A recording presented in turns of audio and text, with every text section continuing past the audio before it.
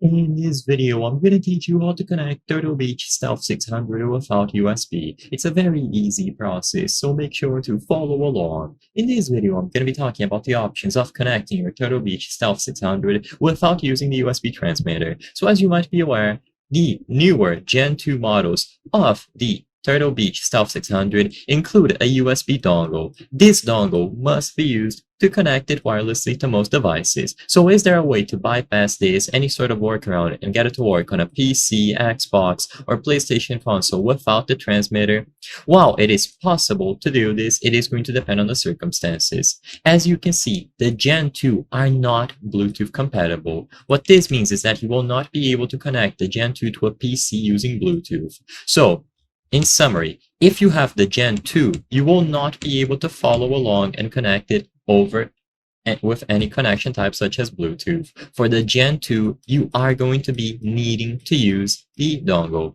While you may still be able to connect it to an Xbox console for PC and PlayStation, if you are using the Gen 2, you do need the dongle, so keep that in mind.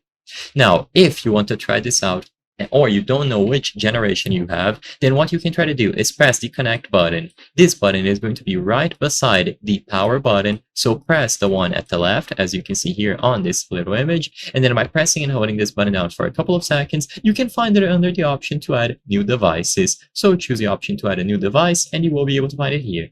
On Xbox consoles or PlayStation consoles, usually you will also have to press the connect button on the console itself. So you press and hold this button, and eventually after a couple of seconds, they will detect each other. So you press the connect button on the console and the connect button on the headset.